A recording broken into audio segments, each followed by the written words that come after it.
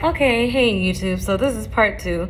I literally spent like the last 10 minutes or so sitting up here deleting a whole bunch of memory or making space or whatever. I'm just like, right when I'm in the middle, now you want to sit here and do all this extra stuff. Anyway, so I think the last thing I was talking about, I was basically talking about like how when narcissists go into rage mode, it's like I don't know how to describe it other than blackout, because and something else takes over, because I don't see how you can beat somebody, break a whole like vase, and just do the things that you did and you don't remember. Oh, I don't recall doing that. Yeah, I'm sure you don't fucking recall doing it, because what happened? Did you leave your body and a demon step in? Like, what the hell? What you mean you don't remember, you don't recall? So because you don't remember or you don't recall, it makes the receiver of abuse just somehow forget, like, because you don't recall breaking a phone over my bro's head, you think that's because you don't recall, he's somehow supposed to remember that you broke a fucking phone over his face. Is that how the mind of a narcissist works? That I believe so. Because you don't remember all the things that you've done, because, well, it didn't happen to you, so of course you wouldn't remember. You know what I'm saying? A bully in school will bully, say the weakest, smallest kid in class. Well, that small, weak child is going to remember, because they're the ones going through the terror, feeling these negative emotions, experiencing what they're experiencing. So then this bullied kid grows up 20 years later. The bully grows up 20 years later. That kid that was bullied 20 years later still remembers the shit that the bully did. The bully, oh, hey, man, probably a drunk or a drug addict or some fucked up bum in life. Oh, man, I don't even remember doing that. Because, we was young, we was kids, it wasn't nothing serious. Yeah, but you say that as a, middle-aged bully once upon a time, but the kid that was going through it at that time, it wasn't just fun and games. They were terrorized, abused, and that obviously affected them for the next 20 years. So by that same logic, this is the logic of a narcissist. The narcissist is the bully, and the victims of the bullied people are the victims of the narcissist. So, anyways, so I'm calling her out on, she asked me a question. I'm answering it directly. But clearly, it's not an answer that she wanted to hear. I'm not about to tickle your ears. If my truth doesn't tickle your pickle, then baby, you need to go find somebody that's going to tickle your pickle. So, anyways, so she starts going on and on. So I'm basically, it's really truly no point in trying to have a conversation with her. Back when I did not have control over my emotions, I would get angry, riled up, upset, because it's like, why are you not understanding? What is so hard to grasp about what it is that I'm telling you? See, that's the added layers that they're missing. They can't grasp that it, more or less, a narcissist in their mind has, how dare you talk back to me? In other words, talking back to them is you expressing your feelings and your thoughts, your opinions. How dare you disagree with me, talk back to me, not agree with me? I'm going to punish you. This is their fucking mindset, because in their twisted ass mind, they feel that you're attacking them just because you disagree with them, or just because they say go right, you go left, because you want to go left. You feel left is the best direction for you. No, No, you don't go left. You need to go right. You need to go right because, I said that you should go right. If you don't get on somewhere, man, look. Anyways, so sitting here entertaining her nonsense, her shenanigans, basically. I mean, if I was to describe, this is how I'm going to describe me and her. So she's the mommy ducky. I'm the baby ducky. In real life, baby ducks follow their mama ducks. So if the mama duck crosses the road and gets ran over, well, the babies are going to get ran over too, because what they doing? Following mama duck. So if mama duck is foolish, she's going to get herself killed and her babies killed, right?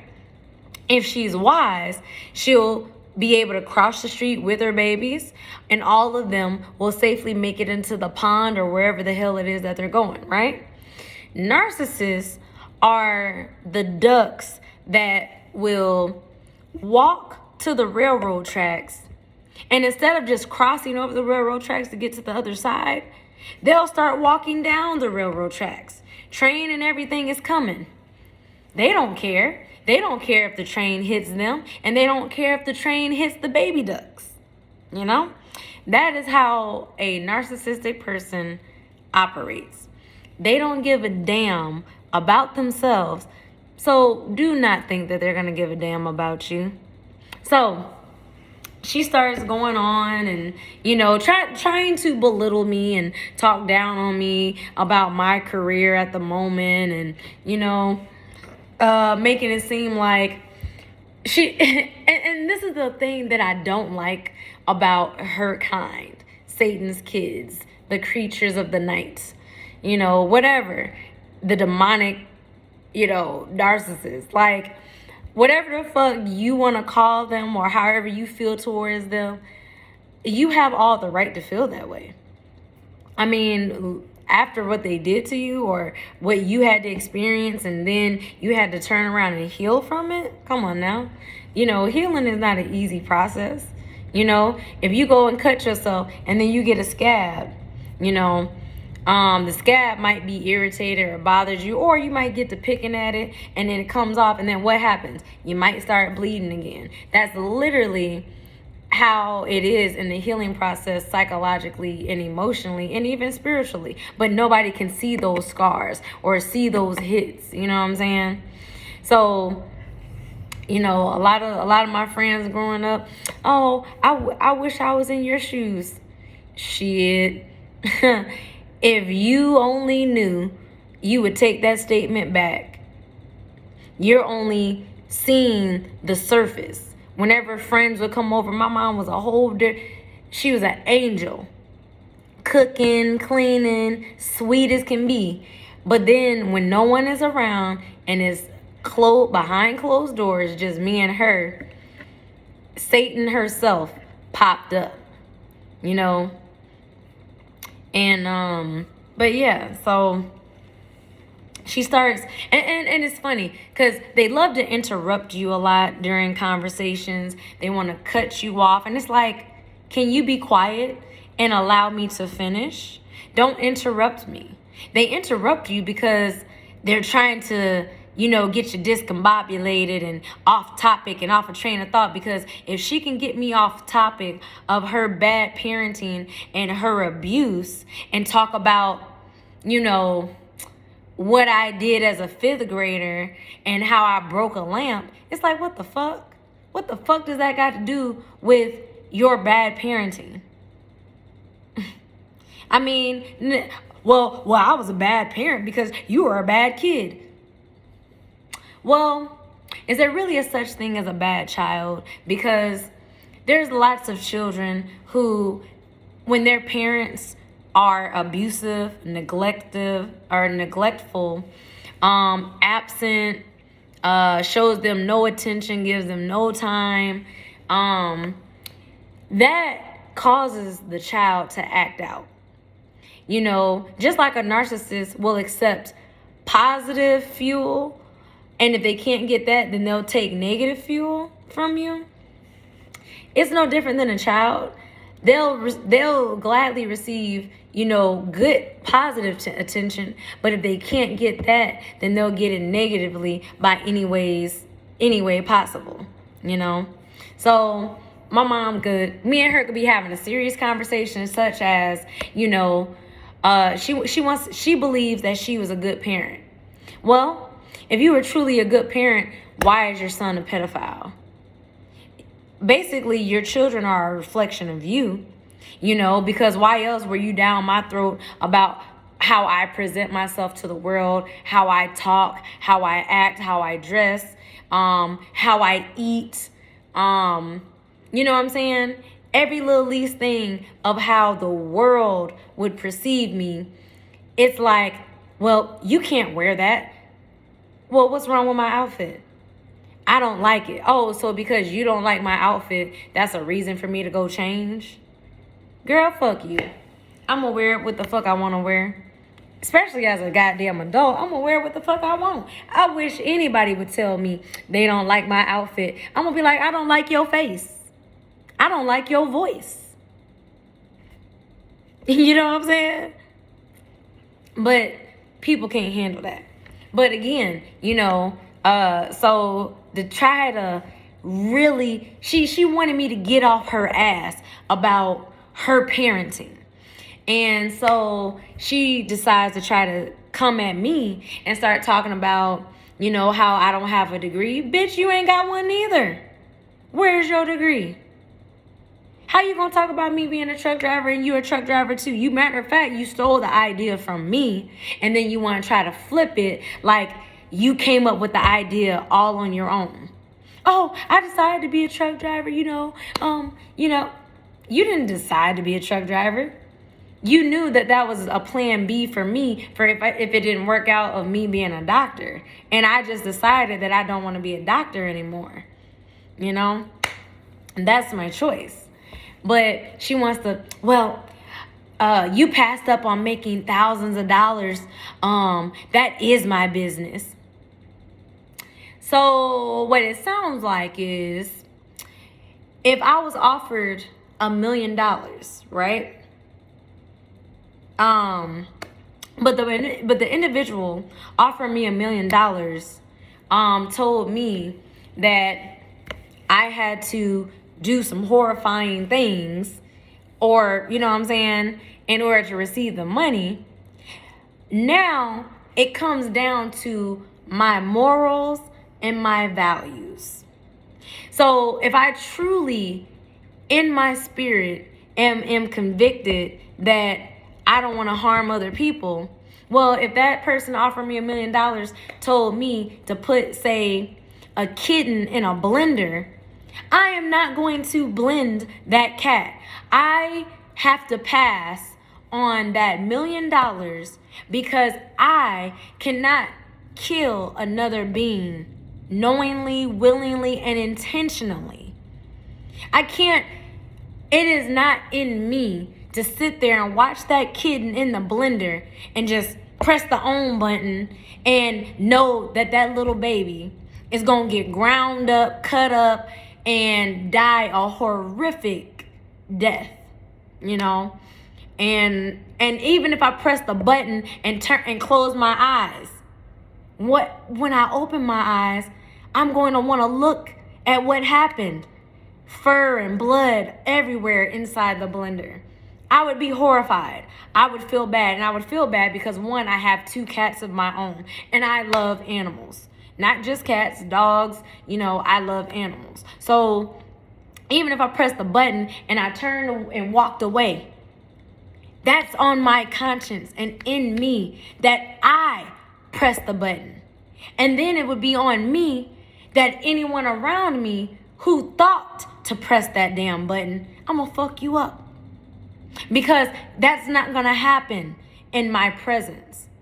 Now, once I leave the room or I leave and I'm gone for good, well, God have mercy on that poor little kitten that's in that blender. But let me tell you, you are that baby kitten, and that narcissist in your life has pressed the button and don't give a fuck about the pain you'll feel, how cut up you'll be, whether you live or die. You know, they want that goddamn $1 million. So they'll gladly sacrifice your ass. That is how these people think, you know? But she goes off and she starts trying to deflect the conversation from her bad parenting and everything like that. So she goes into talking about taking a lie detector test. Well, you brought that up October of last year. It's January of a new year. And let's be honest, you're not going to take it. I don't see the point in doing it because I know my truth. My truth is the truth. And see, with a pathological liar, someone who tells lies and believes the lies that they tell, how could you possibly convince them that their lies are lies when they believe their lies to be truth? It's in a situation like that, it's like wrestling a pig. A pig loves to roll around in the mud and shit. But I'm not trying to get dirty. So am I going to wrestle the pig? No, because I don't want to get dirty. That is above me.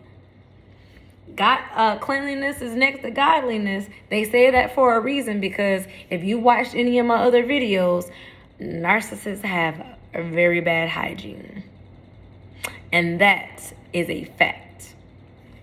Don't get me wrong. You could probably look into their mouth and, they just have bad hygiene. I guarantee you most of the narcissists in the world or narcissistic people in the world are the ones that go into a bathroom, a public bathroom, shit, piss, and walk straight out. Probably don't flush, probably more than likely ain't washed their hands, but then they want to be walking around the store touching everything. I have a problem with that. I have a problem with it because you're spreading germs. If you didn't touch the bag of chips, now you got pee-pee and boo-boo hands on them chips. Now I didn't touch the bag and I'm eating my potato chips. Now I got pee-pee and boo-boo chips in my mouth. I have a problem with that. Very much so. So, I'm just saying, they don't think. I believe that they don't. They think that they're so smart, and they're not. And right now, my mom's frustrated with me because she thinks she's so smart, and I'm just proving to her how dumb she is. And it's funny to me. It's very laughable. I be just ha-ha and kikiing because I'm like, she's a clown. I'm the ringleader in the circus, and I'm just watching you with your little clown nose, rolling around, juggling, looking dumb as hell on your little what is that damn thing called? Unicycle? Going around in a circle or whatever. I'm very amused because it's just amazing to me. Now, this is the funny part. Of course, when I first told her, oh, you're a narcissist and this and that, she's like, you're a narcissist, blah, blah, blah, blah, blah. Girl, you know damn well you went and Googled what that is because you don't know what it is. And then because you can't face the truth, you're in absolute 100% denial because she loves to say, well, I love myself. I love myself just the way I am. And I'm not going to change for anybody and this and that. And that is exactly why you shall remain miserable, bitter, and lonely. Because instead of bettering yourself and actually listening to those around you and closest to you and actually attempting to make changes in your daily life. I'm not saying make changes for me to make me happy. I'm just simply saying you need to make changes in order for people to like you, help you. You know what I'm saying? Nobody wants to deal with somebody who's manipulative, a liar, a thief, and all these things, So she has a mad issue with the fact, oh, well, good luck knowing your dad's side of the family. I wouldn't trust those people. I don't even trust you. And I don't trust you because you've shown me that you are untrustworthy. So, I see. I see. And once I see, I cannot unsee. So, right now, my dad's people, they haven't given me a reason to distrust them, to dislike them, to, distance or stop communication with them. They haven't given me a single reason. Yet. I'm going to just throw yet in there because, sometimes it takes time. So, but I can definitely say that they're very welcoming. They're very big on, speaking I love you and, affectionate, because when I meet them one by one, they hug me, they'll give me a kiss on the cheek or whatever. If they tell me all the time, if I need anything, call them, text them, whatever, reach out, and they do not mind helping me. On my mom's side of the family, they're so dysfunctional that there is no love. There is no hugging or kissing of affection. Or if there is, it's fake as hell. If anybody does say, I love you, that's also fake as hell because, whenever my mom says, I love you, it feels empty, cold. It just feels like words. But if my best friend or anybody else, like my siblings, they tell me, well, I love you, it feels genuine. It feels warm. So I go by how I feel. Typically for me, I can tell when I'm around somebody and they not quite right because I'll feel weird. I'll feel like something's not quite right. Something's off. Something's out of place. This is usually how I detect these people because Satan is the author of confusion. When these people, if you're around someone and there's no clarity and there's nothing but confusion, you should take a step back and be like, I feel confused after having a conversation with this person. I feel agitated, or I feel, however you feel, pay attention to how you feel, because that's your spirit telling you that something's off with, look, the spirit, your soul will never lie. The soul speaks truth 100%. So you can have an evil soul and a good soul, and they'll clash. On a soul level, they know that they'll never mesh. It's like water and oil. They'll never mix. But on the surface, in the physical, your conscious mind is like, I don't know why I dislike this person. They haven't done or said anything wrong. You dislike them because your spirit doesn't agree. And there's a reason, So for my mom to sit here and, try to tell me that I'm evil, okay, that's your perception of me. But again, you never answered, how am I evil? How am I ungrateful? How am I disrespectful? But let me tell you how you're ungrateful. I can give her money. She doesn't even say thank you. I go out of my way to do something for her. She's never happy or satisfied. So I got to the point that I'm tired of trying to please you or help you because you're never grateful. Never can say thank you, or show any gratitude. It's almost like, well, you should do that because I gave birth to you and I raised you. And what does that mean? I'm still a human being with feelings and thoughts. And if I do something for you, you should say thank you. That is just good manners, common courtesy, Now, it's funny because, so I'm just following her logic or whatever. And it's funny because she starts talking about lie detector tests and this and that, right? So she tells me, well, when and where? How do you tell me when and where? I didn't get a chance to respond, but then she follows up with another text talking about Mondays only in the afternoon. Wait a minute. You just called me a fool, but yet you foolishly ask me when and where to go do the lie detector test, but then you tell me on Mondays in the afternoon? What makes you think Mondays in the afternoon is convenient for me or works for my schedule? Why ask me like you truly care about my schedule and my time? You clearly don't. Well, Monday afternoons work for me. I don't give a shit what works for you. That works for you. I don't have to be in the same room present with you to take the damn lie detector test. Which, why are we playing this game? We know that it's not gonna happen. So I decided to fuck with her. And I was like, because sometimes I like to play. I like to play with these people sometimes. Sometimes when they try to get under your skin like a scarab, you gotta go ahead and just play a little goofy game and mess with them sometimes. So I got a smart ass mouth because I'm a smart ass person. You know, I'm very intelligent. I cleverly engage her or bait her into what I want. So I say, okay.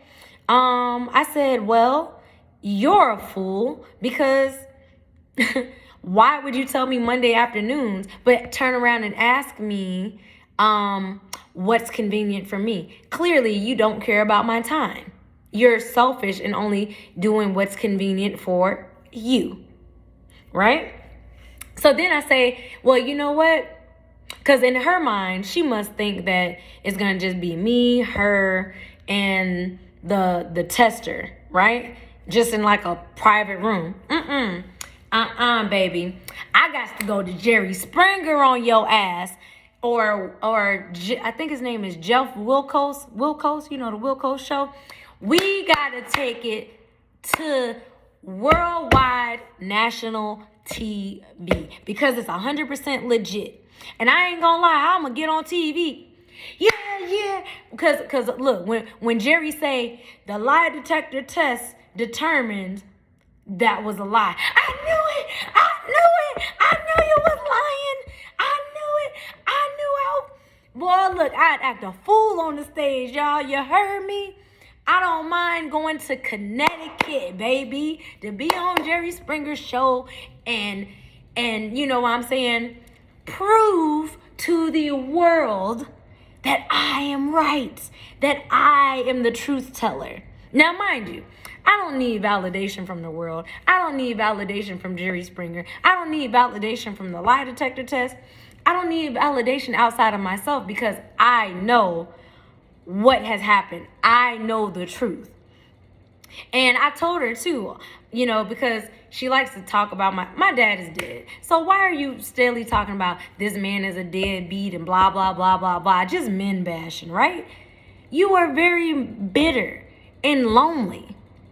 That's all that is. Because one minute you're man bashing, men ain't shit. But then because, you know, I'm on the path to marriage. Now it's like, well, I got a young man who just absolutely adores me. And it's just like, bitch, please.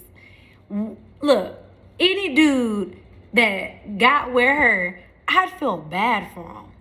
You know, I would feel bad for him. There's no need for me to warn them and be like, hey, keep an eye on my mom. You know, she's cuckoo for Cocoa Puffs. I'm not saying it nothing. I ain't saying shit because I've already witnessed in real life complete strangers. They don't know me. They don't know my mom.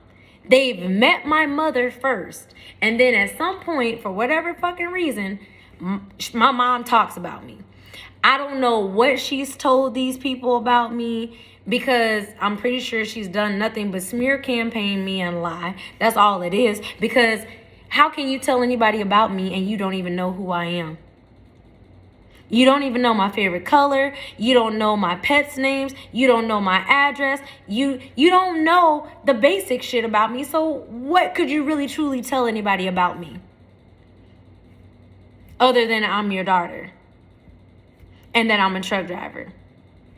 You don't know anything else outside of that. She can think that she knows, but she doesn't. But anyways, so it was just crazy because she was like, well, and then this is the funny part about it. So when I told her I need for us to go to Jerry Springer. She's like, that's foolish. I'm not going on national TV. That's stupid. Just find a location in Dallas, Texas. You just asked me when and where. And I'm telling you, we should go to Jerry Springer. Mondays in the afternoon don't work for me. And on top of that, because she loves it. She was love to say, well, I'm going to expose you. I'm going to expose you. What is there to expose? What is there to expose?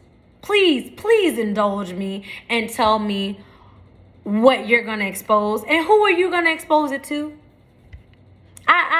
Curious minds want to know. The family know you're crazy. I know you're crazy.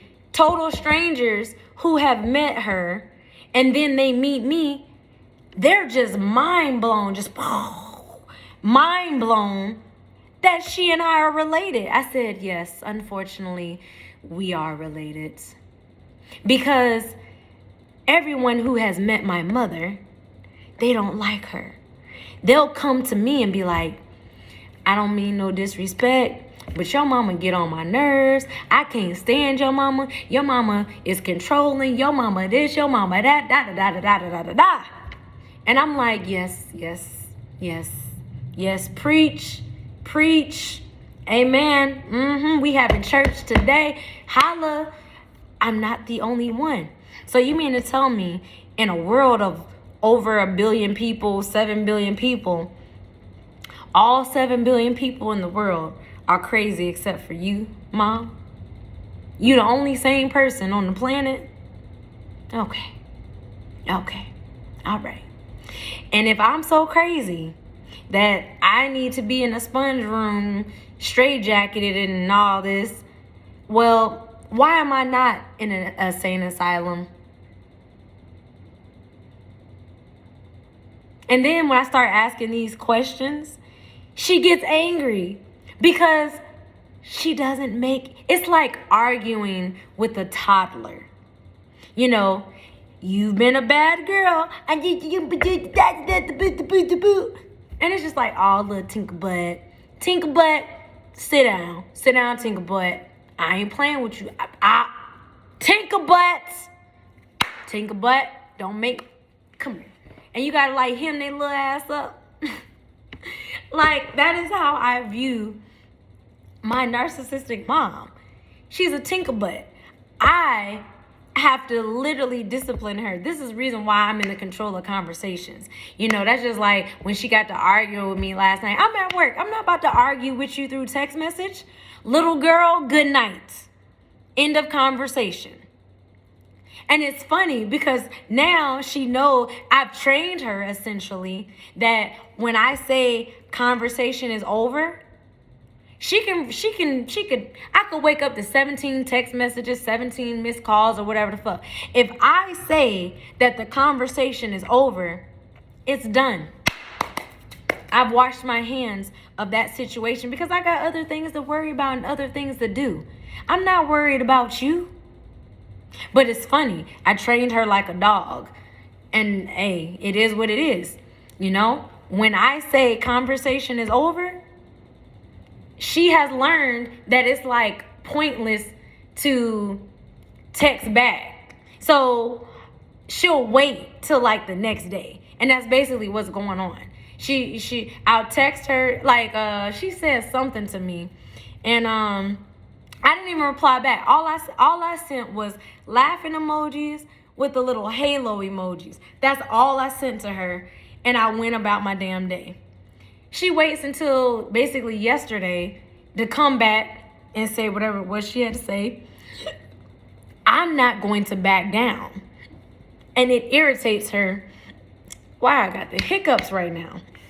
Go away. But it irritates her. Let me go get some water real quick because I don't know why I got the hiccups out the blue. She must be talking about me. She got to be talking about me because these hiccups absolutely came out of nowhere. So, yeah. So basically, so she waited until yesterday to start with her shenanigans, and I replied. You know what I'm saying? Because she wanted to be like, well, you're a liar, you're this, you're ungrateful, you're disrespectful. You know what? Just move on. Stay out of my life. Stay out your life. I was out of your life for 2 years, and you've stalked me the entire time through social media, using other people to get information about me. You know, the kind of car I drive, where I live, where I work. Ain't none of that your business. Ain't none of that your business. And if you feel that it is your business, then you should have the balls to step to me, woman to woman, and be like, so where do you work? And I'm going to tell you, none of your business. Oh, well, where do you live? None of your business. Oh, you know, what kind of car you drive? None of your business. Why? So you can put a tracking device on my car and secretly monitor my locations of where I go? She that crazy, y'all. She literally stalked. I'm gonna tell y'all a story, right? So this is how my mom and my dad met. They went to the skating rink, and my dad asked my mom to skate. Maybe one song or a couple songs. But either way, they skated or whatever. She, after the skating session was over, followed him home and left a note on his car. Is that not creepy and disturbing? I think that that's creepy and disturbing, but that just goes to show you that if she did it to my father, 9 times out of 10, she didn't follow me home or some shit, but I don't care, because you come to my front door unannounced, you can be looking down the barrel of my 9. I'll pepper spray your ass. I'm going to defend me and mine. That's what I know, and I don't care who you are. So you better step back and give me 50 feet. Feel me? I grew up on Bone Crusher. I ain't never scared. What? I ain't never scared. I ain't never scared. Scared of what? What? Now that I'm an adult and I feed, clothe, and do everything for myself, what is there for me to fear from her? Nothing. See, her lies can be exposed with the truth. So that's why I find it funny, because it was all fun and games. Well, we can do a lie detector test and this and this and that. Okay, well, let's go to Jerry Springer then. I'm going to act a plum. I'm telling you, I act a plum because I have nothing to hide. You think I care. I don't give a fuck what the United States of America thinks about me and my problems. or you know, the situation. Shit, I might land a movie deal or a goddamn TV show or some shit. Somebody done seen my face, is like, she cute, let's use her. Shit, okay. You feel me? Shoot, I don't block my blessings. I'm wild, y'all. But for real, ain't no shame in my game about going to no Jerry Springer. Shoot, we could, matter of fact, I'm the type that we could be on stage. They could be like, ding, ding. We could bang it out on stage. What's up? What's good? You got beef with me? Come on, let's throw these hands. Wow, wow, wow, wow. Don't wear a wig. I'll pull that bitch off. Because this is my real hair. My shit braided. Hey, that's just a sidebar, y'all. I'm goofy as hell. I'm just saying, shit can get real up on. I said when I go there, I'd act a fool. What's up? What's up? Run them hands. Cause she loves to say, well, I brought you into the world. I could take you out. I'll do this. I'll do that. Ma'am, I want you to know that you are up in age. You're 60-something years old. Your hips, your joints, your ligaments, and your tendons will not be able to handle me when I start going at them. Okay? I can literally render your arms and legs useless, and then you are therefore at my mercy. So, do you want to play those games? I don't think you do. $500, Alex, that she doesn't want to play those games with me. I bet my whole paycheck she don't. You know? Now, and I just say that because if she come at me trying to wop, am I supposed to just stand there and take them motherfucking hits? Or am I going to be like Ali? Float like a butterfly, sting like a bee. I'm coming ding, ding. You know, shit. I'll Mike Tyson your ass. I'm going to just let you, I think that was Ali actually. I forgot who he was in the ring with. But that motherfucker had some hits, some power behind them hits that'll knock a motherfucker out. But Ali was like, shit.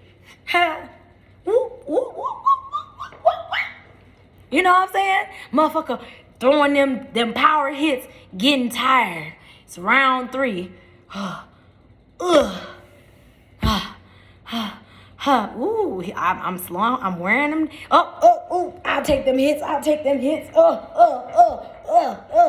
right. I'm wearing them down. Bah! KO. You know what I'm saying? You gotta learn how to fight. UFC.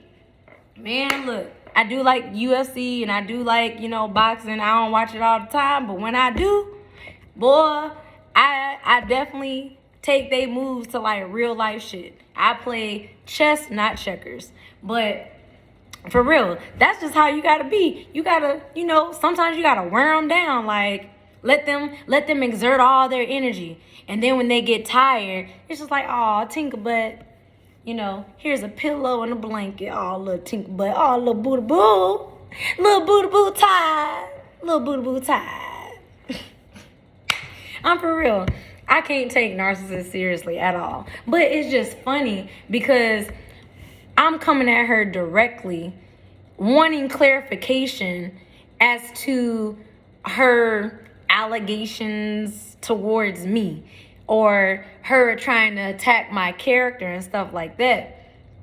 But I just simply told her, I said, look, I know the truth, you know the truth, and everybody else who knows me and you knows the truth. And that's all that matters. So we really ain't got to go to Jerry Springer. But I find it funny because, see, when I threatened to expose her, I guess you could say, see, that's the thing. They are scared to be exposed for who they are. So for me to, put her on national TV and our business is just out there. Because I told her, I said, you can't hide your face. Your face is out there. Everybody about to know who you is. And I can only imagine. But see, that's the thing. She's worried about her image, her and I'm not out to destroy her. I'm just speaking the truth. I'm speaking facts. You know what I'm saying? You can't deny that. So in her mind, I'm gonna give you a prime example, right? So she used to call me when I was in college, but because narcissists are incapable of regulating their emotions. So I was her emotional regulator, and that's why I considered it emotional abuse because, that's not okay for you to call somebody and because you had a bad day to curse them out and talk to them foul and dirty and, you know what I'm saying? And then think that they are supposed to continue a relationship with you or continue a conversation, and you literally just made them feel like shit. That's not okay. But she would do that. She would do it a lot. Call me, cursing me out, talking foul. So one day, in front of my boyfriend at the time, I put her on speakerphone. He could hear what I said to her. Hey, Mom, hi, how you doing? She's on speakerphone. Oh, you da-da-da-da-da-da-da-da-da-da, just calling me A through Z, cursing me out, belittling, just all types of stuff. So when she got done, I said, well, just so you know, you were on speakerphone and he heard everything you had to say. You set me up. You making me look bad. How? All I did was answer the phone and say, hello, how are you? And you went in. You went in. But then when you found out that you were put on speakerphone and there was a witness that has witnessed your evil, demonic, cruel words, or a part of your behavior as far as your words go, because you are in control of what comes out your mouth. So, you made me curse. I didn't put a gun to your head and force you to say anything. How did I make you do anything? Because if I could make you do something, then I would make you change not being a narcissist. If I could make you do what I want. So what the hell you mean I made you? Stop trying to scapegoat the situation and take accountability and responsibility. But these people will never do such a thing. They will avoid responsibility and accountability at all costs. Period. Point blank, period. But this is 46 minutes. I'm about to probably just make a part 3 because I'm just getting or trying to explain to you how the behavior patterns of how these people act and what they do. And when you try to have a clear-cut, concise, crystal clear conversation with them, it's impossible. You can ask them a yes or no question and they won't answer it. Well, it's complicated. Ain't nothing complicated about a simple yes or no question. I didn't ask you for no explanation. I just asked for a yes or a no. I don't need no explanation. Yes or no. Simple. But nothing is ever simple with a narcissist. They make things way out of pocket. Anyways, like, share, subscribe. I'm about to make a part 3 because I don't want this to be too long. All right.